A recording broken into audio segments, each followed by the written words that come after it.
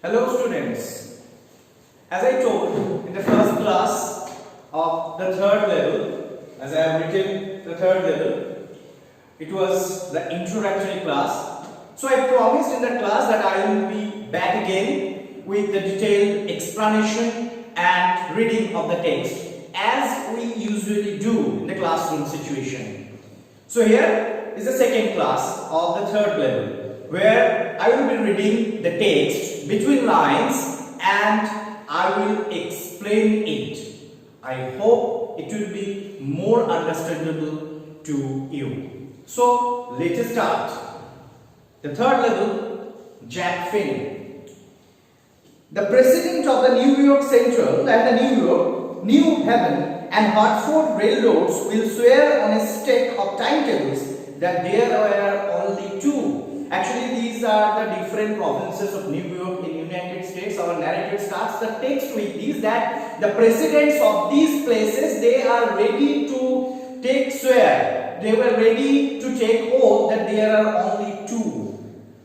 But I say there are three, because I have been on the third level of the Grand Central Station. So here there are only two means the second level. Our narrator wants to say that the presidents, they will take oath that there are only two levels in the Grand Central Station. But our narrator told on the very second line that our narrator told that he is confirmed that there is the third level. Yes, I have taken the obvious step. And here obvious means clear. Our narrator told that he has taken the steps as he had gone to the third level. I talked to a psychiatrist friend of mine, among others, and as I told in that brief narration of this story, that our narrator had told all his weird experience to one of his psychiatrist friends. I told him about the third level at Grand Central Station, and he said it was a waking dream with fulfillment. So our narrator, when he told all this to one of his psychiatrist friend, the friend told him that this is not actually this incident did not happen in reality. This is a dream with fulfillment. He said, I was unhappy. That made my wife kind of mad. But he explained that he made the modern world is full of insecurity, fear, war, worry, and all the rest of it, and that I just want to escape. The psychiatrist friend had explained to our narrator that actually these experiences did not happen in reality, as the modern world is entangled with the fear of insecurity, with war, with the different kind of worries. So here people always want to escape this reality, and our narrator is one of them. And just listening all these, our narrator's wife was very much worried. Well, who doesn't? Now our narrator asks his question to the psychiatrist friend, that why you are telling to me? Our narrator's question is there, who doesn't want to escape this harsh reality? Everybody I know wants to escape, but they don't wander down into the third level at Grand Central Station. Our narrator told to his psychiatrist friend that according to him, everybody wants to escape this harsh reality, but nobody goes to the third level of Grand Central Station. Means actually there is a debate was going on between our narrator and his psychiatrist friend. Our psychiatrist friend was trying to make our narrator understand that this is all the creation of his imagination, whereas our narrator told his friend that no, this is actually happened in reality. But that's the reason. He said, and my friends all agreed. Not only the psychiatrist friend, all of his friends agreed that yes, it is the reality. Actually, this is happened. That did not happen in reality. Actually, it is dream with fulfillment.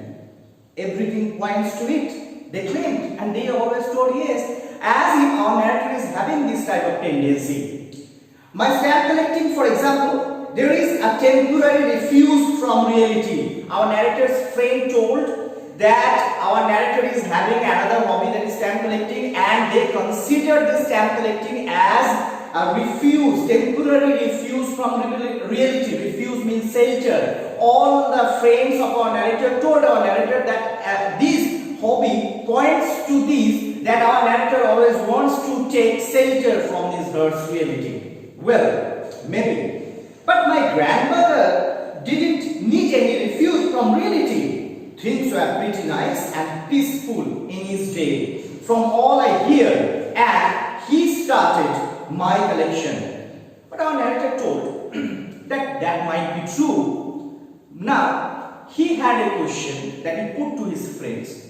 That today you are telling that in this present world I just want to escape this harsh reality. But this stamp collection hobby was started by my grandfather, and in his time this situation was not like this. It was a very peaceful situation where people could have the sigh of relief. So why our grandfather had started this stamp collection hobby? It's a nice collection too. Blocks of 4 of practically every US issue, fast day covers, and so on. And I told that this is the thing that his grandfather used to collect. President Roosevelt collected stamps too. Our narrator told us President Roosevelt also collected stamps. Means President Roosevelt also had this hobby. So our narrator always tried to prove that his experience was not a weird experience. It actually happened in reality. But all of his friends, along with that psychiatrist friend, they were not ready to believe this. Anyway, here's what happened at Grand Central. So till our narrator did not tell about his experience. Now our narrator is going to tell us that what actually happened. One night last summer I worked late at office. I was in a hurry to get uptown to my apartment, so I decided to take the subway from Grand Central because it's faster than the bus. So our narrator told it actually happened in one summer night when our narrator just completed his job at his office, and he was in a hurry to go quickly to his home. And he decided to take the subway. This is the second level, is the subway in the Grand Central railway station, because he felt it would be faster than the fast level. Now, I don't know why this should have happened to me. I'm just an ordinary guy named Charlie, 31 years old, and I was wearing a tan gabardine suit and a straw hat with a fancy band. I passed a dozen men who looked just like me. So according to the narration of our narrator, that he reached to the first level there, and he met thousands of people there, and our narrator also described his dress, that he was wearing a suit made of gabardine. Gabardine is just a very soft cotton-like element with which the suits are being made. So, and he was wearing a hat. You could have, I feel you are having the text here. You can see the picture that here is our narrator, that he was wearing the hat and that suit made of gabardine. Now he went there and he met thousands of people that he just came to that first level. And I passed a dozen men who looked just like me. And I wasn't trying to escape from anything. I just wanted to get home to Louisa, my wife. Our narrator told that that night when he came to the first level, when actually and he wanted to go to the second level, because he did not want to escape from this reality. Rather, he wanted to go to his wife Louisa very quickly.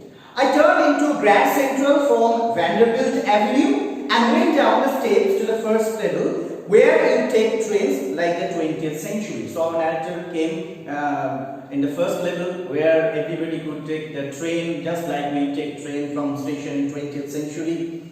Then I walked down and the flight to the second level. This is the subway. So our narrator came first at the first level, then he took the flight upstairs and came down. This is the second level, where the suburban trains leave from, ducked into an arched doorway heading for the subway, and got lost. Now our narrator came to the second level and he ducked in an arched doorway and entered into a tunnel, and he told he got lost. That's easy to do. I have been in and out of Grand Central hundreds of times, but I am always bumping into new doorways and stairs and corridors. Our narrator told that hundreds of times our narrator had come to the second level. But every time, whenever he actually came to that second level, sorry, he used to bump with corridors, he actually used to stumble with the stairs. This kind of experience used to happen with him. Now, he had this type of experience. Once I got into a tunnel about a mile long and came out in the lobby of the Roosevelt Hotel. Another time I came up in an office building on 46th Street, 3 blocks away. Our narrator told that earlier when he came to the second level and he had taken the way that had taken to a lobby of Roosevelt Hotel. Another time he went to another office and it is 46th Street. It is 3 blocks away and it is on that 46th Street. So our narrator actually wants to tell us that in that second level there are different directions. People could go anywhere from there. There are lots of routes, and different routes would take people to the different directions. Our narrator had already given 2 examples. So again, he came to that second level.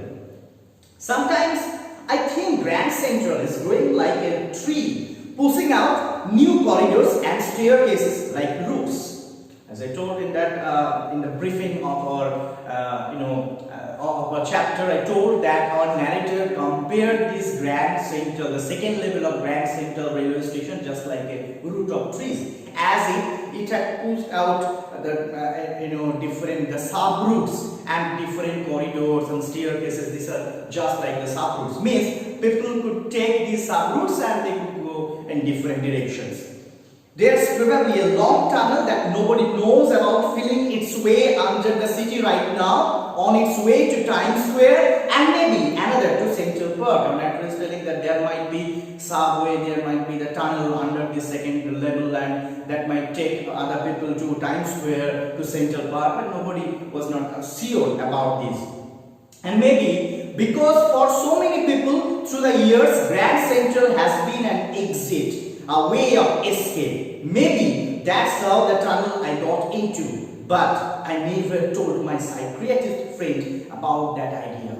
Actually, our narrator, it is true that our narrator told about all his weird experience to his psychiatrist friend, but our narrator had it in his mind that probably these various directions that people could get from this second level might be a way to exit. But our narrator was not sure that he wanted to exit, he wanted to escape from this reality. So, however, he did not tell this idea to his psychiatrist friend. The corridor I was in began angling left and slanting downward, and I thought that was wrong, but I kept on walking. So on that summer night, when our narrator came to the second level and he ducked into a doorway, and he entered into the corridor, and when he entered, it began angling left. Angling means just inclined, and slanting downward. Slanting means sloping downward, the way that he had entered. And I thought that was wrong. Immediately our narrator had a confusion, had a doubt in his mind that this might be a wrong way, because earlier, though he had come more than 100 times in this second level, but probably this is a new way, and earlier he had not taken the way. All I could hear was the empty sound of my own footsteps, and I didn't pass a soul. So when our narrator entered into this corridor, it was so silent that our narrator could listen the sound of his own footsteps. So you could imagine that how silent the place was. Then I heard that sort of hollow roar ahead, that means open space and people talking. Afterwards, our narrator, as he kept on walking, our narrator could listen, different sounds were coming from the other end. The tunnel turned circlet. I went down a short flight of stairs and came out on the third level at Grand Central Station. So our narrator, though he had lots of doubt in his mind that he was not walking in the right way, that might be the wrong way, but still he just kept on walking, and he came out on the other end of this corridor, other end of this tunnel, and it was the third level. But when he just reached to the third level, he was not sure. He actually did not know that this is third level. For just a moment, I thought I was back on the second level, as I told. Whenever he came back on the other end of the corridor, our narrator thought that this might be the second level. But I saw the room was smaller, there were fewer ticket windows and train gates, and the information booth in the center was wood and old looking. So the other end, other corridor, actually it was also a railway station. So our narrator came, and our narrator saw that the railway booth, the information booth in the center was made of wood and it was old looking and all this. And the man in the booth wore a green eye set and a long black sleeve protectors. And the man who was giving the ticket, actually he was wearing an eye set. An eye set means a transparent visor and a long protectors. Long protectors means one kind of disposable protectors the man was wearing who was giving the ticket. The lights were dim and sort of flickering. Yeah, flickering means moving. We saw that it was night, I told. So the light was dim, not so bright, gloomy, and the light was moving. Then I saw why. They were open flame gas lights. So as our narrator had doubt in his mind that probably he had come to a wrong place, now narrator had lots of things that with which he was very much surprised. He could see that gas lights were there, and we know that gas lights, as I told you, the story was written in the year 1952 and gas lights were not available in railway station, but our narrator could see that in that place there was gas lights, and that too was moving. There was brass spittoons on the floor, and across the station a glint of light caught my eye. A man was pulling a gold watch from his vest pocket. There were brass spittoons. Do you know what is spittoons? Spittoon means the pot people use for just throwing the betel nut saliva, betel leaf saliva on the floor, and it was kept on the floor. It was made of brass. And across the station, a glint of light caught my eye. That glint means a sparkle of light. Our narrator could see. Our narrator also could see different kind of things. A man was pulling a gold watch from his vest pocket. A man just he was standing there. He just put out his watch from his vest pocket. This type of culture did not exist in this modern age. He snapped open the cover, glanced at his watch, and frowned. The man looked at his watch. He frowned. And again he opened and glanced at his watch. He wore a derby hat, a black 4-button suit with tiny lapels, and he had a big black handlebar mustache. Now the man is giving, our narrator is giving the description of the man who had taken out the watch from his vest pocket. The man was wearing a derby hat. Here, derby hat means a hat with a narrow brim. A hat with a narrow brim. And a black 4-button suit with a tiny lapels. Lapels means collar. So the man was wearing a coat that has a large collars. Okay? And he had a big black handlebar mustache. And the man had a different kind of mustache. This is handlebar mustache. Then I looked around and saw that everyone in the station was dressed like 1890 something. Don't forget, our narrator belongs to 1952, means in 1950s. But now he came to realize that in that place, still they did not know this is the third level. He had this doubt in his mind that in that place people were wearing in some weird dresses, and this type of dress did not belong to 1950s. I never saw so many beards, sideburns, and fancy mustaches in my life. And our narrator told that people there having beards, different types of mustaches, they are having long sideburns, and our narrator was not accustomed with such style of people, with such beard and mustache and sideburns, because these things did not exist generally or usually. Most of the people, they don't have this kind of beards and mustaches and sideburns in 1950s. A woman walked in through the train gate. She wore a dress with a leg of mutton sleeves and skirts to the top of her high-buttoned shoes. Now our narrator could see a woman. He was wearing a dress with leg of mutton sleeves. Here, mutton sleeves, it is obviously a different kind of dress. Here, mutton sleeves means where the dress in the upper hand, it becomes very floppy. Okay, it becomes very floppy. This kind of, and he was wearing a high-heel shoes. Back of her, out of the tracks, I caught a glimpse of a locomotive, a very small, Courier and Eaves locomotive with a funnel-shaped step. And our narrator could see that on the track, the railway track, there was a old kind of locomotive. Locomotive means railway engine, rail engine, and it had a funnel-shaped stack. This funnel-shaped stack actually was not in use in this 1950s. All these things told our narrator that he had come to past days, and then I knew. Mark this line, mark this.